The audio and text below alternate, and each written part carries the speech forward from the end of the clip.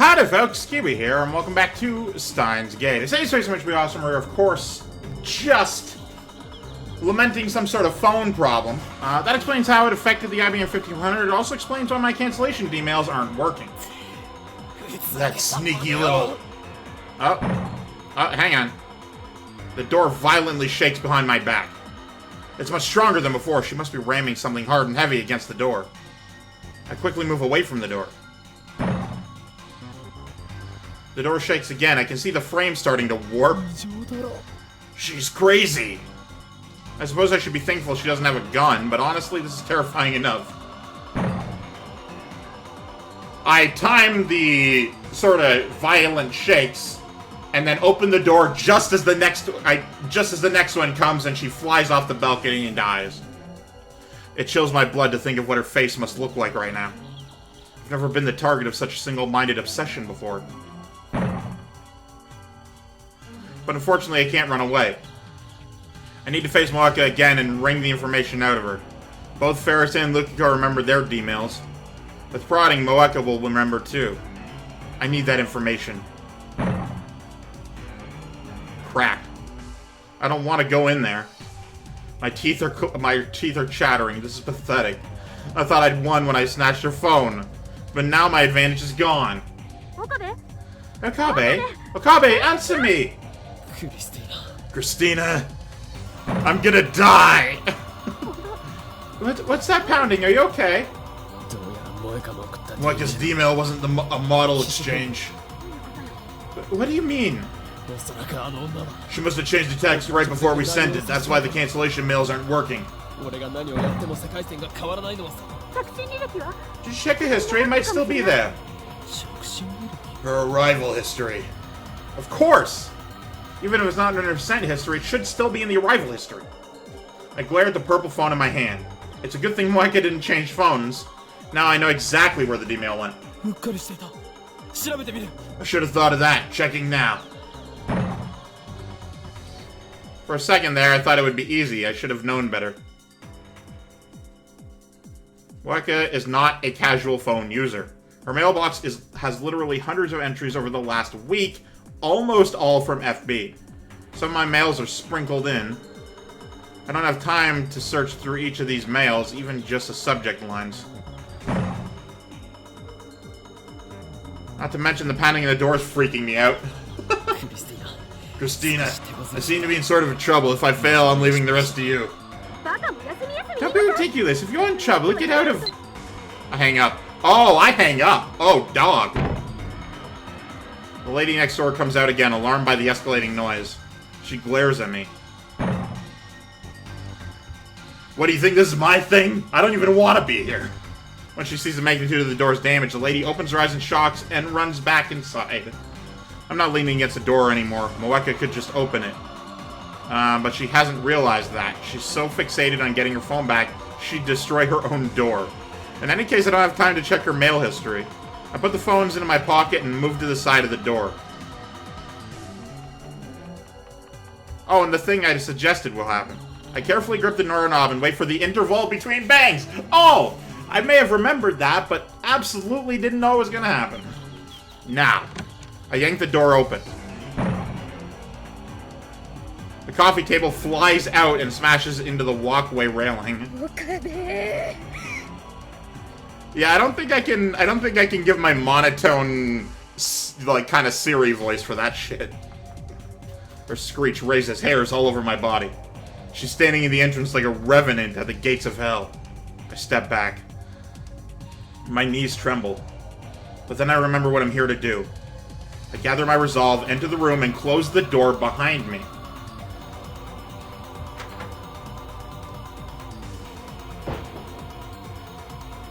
Or at least I try. The door's bent and won't fully close.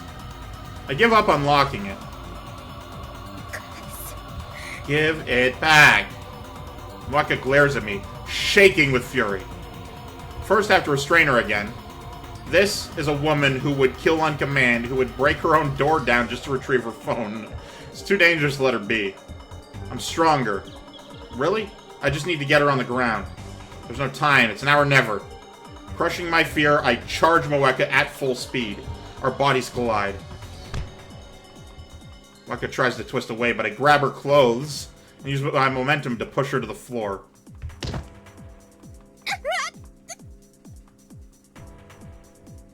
The back of her head hits the floor. Her resistance weakens, likely due to the concussion. She doesn't know how to break a fall, some secret agent. I quickly straddle her waist. Now she's mine.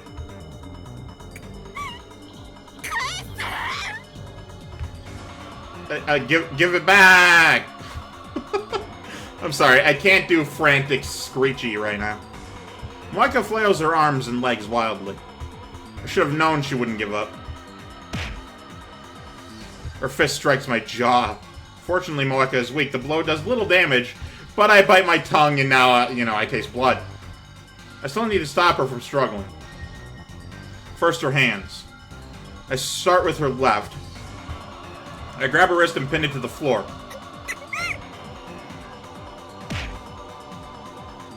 A fist flies towards my face. It pops against my left eye, breaking my vision for a second. If I were, a normal nerd, I'd have glasses, and it would get glass in my eyes. She seems to stop struggling for a moment. Her hand claws weakly at the air, but it turns out that she was reaching for my hair. She grabs it hard. I feel several strands tear free of my scalp. I get a grip on Moeka's face and press her head against the floor. She tries to bite my finger, so I pull my hand back. I grab the hand that's grabbing my hair, and dig my nails into her wrist. But she still doesn't let go of my hair. All the while, her feet are pounding against my back. She's also trying to free her left hand. I can't take much more of this. Why you? I instinctively headbutt Moeka with all my strength.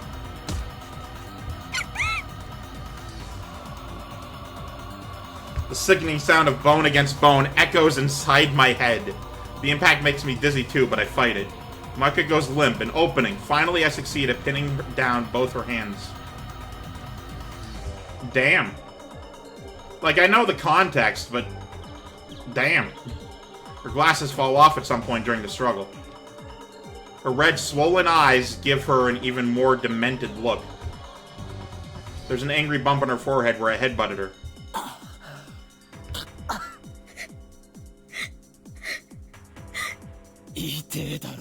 That hurt, you crazy bitch. She spits at me. The lukewarm saliva hits my face. Gross. No, I don't like the image of spit on people's faces. Or particularly mine. Ugh.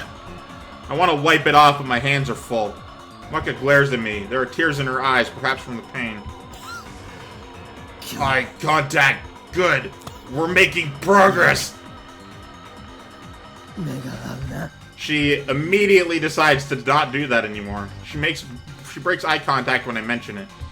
She stares at my pocket. She must have caught a glimpse of purple. I'm not giving it back. I smile scornfully. I'm not letting you escape in your own little world again. You don't have that right. Give it back. Come and get it. Moeka tries again to free her hands. I lean in harder to keep them pinned. My strength and position are superior, so Moeka accomplishes nothing. Next, she struggles to free her body. Same result. Interesting use of imagery here. I clamp my thighs firmly around her hips and hold her down. She occasionally knees me in the back, but I can bear that pain. It's not enough to make me forfeit this position. I can keep this up as long as I have to. Who's going to tire out first? Moeka, without a doubt. I don't do sports or anything, so I'm not that strong, or athletic, or capable, in any way, physically, to do anything. But I'm on top. I don't need to expend much energy to keep her pinned.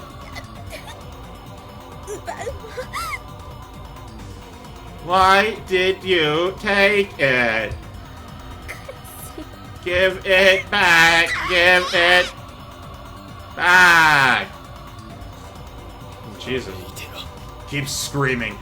She can scream and spit all she likes. Nothing will make me give up this position. I don't care about your phone issues. I don't care about FB. Moeka shakes her head violently. She's just wasting her energy. I maintain position and stare down at Moeka.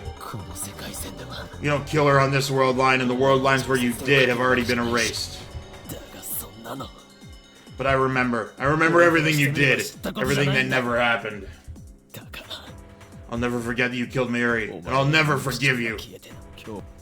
Doing this voice, especially like trying to be frantic and stuff, is really hurting my throat. I'm gonna take some orange juice here.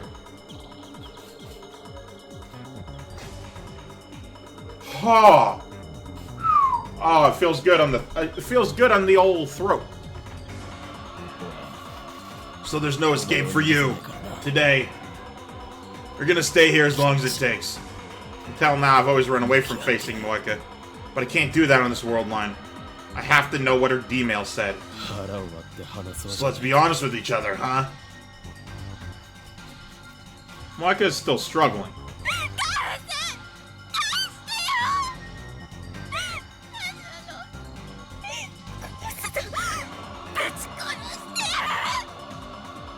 There you go.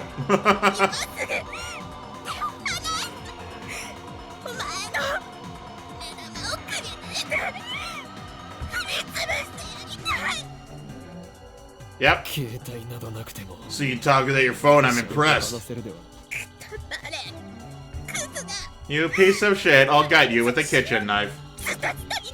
I can't get her emotions out of it. Kudos to the voice actress, but I can't do this with the voice I've given her.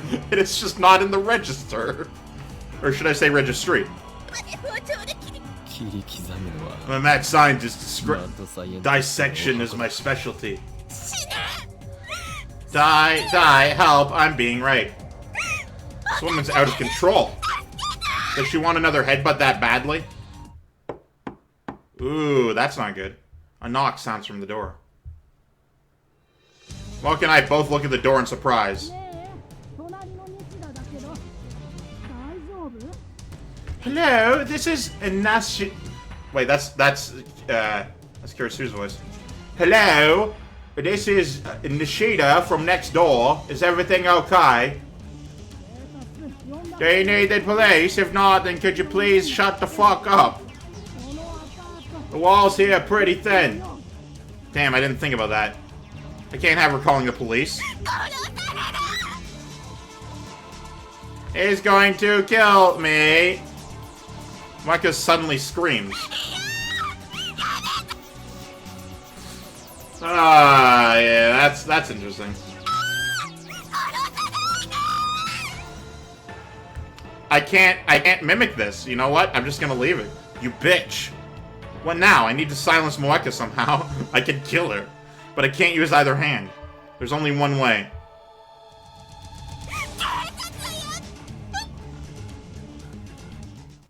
I suddenly press my lips against Moeka's. She bites my tongue to the point of it being ripped off.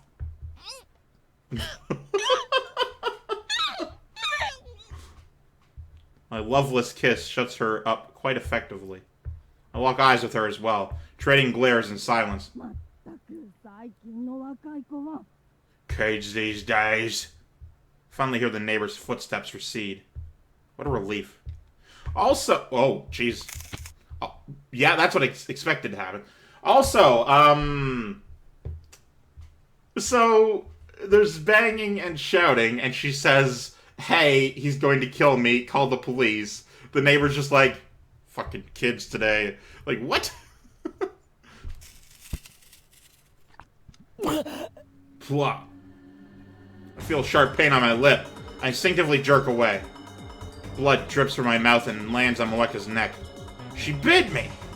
When I feel around my lip with the tip of my tongue, the taste of blood spreads out from the laceration. Moeka breathes wildly. She glares at me with tearful eyes. Don't act like it's your first time. You're older than me, remember?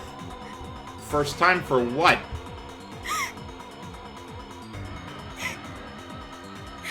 She grimaces and looks away. Her pink lips glisten with saliva. I might find the sight alluring if the situation were different. Also, if I considered her attractive. Moeka turns her face away and looks up through the open curtains at the bright full moon outside the window. How much time has passed? It feels like it's already been dozens of hours. But it's still night outside, so it probably hasn't been more than 1 or 2.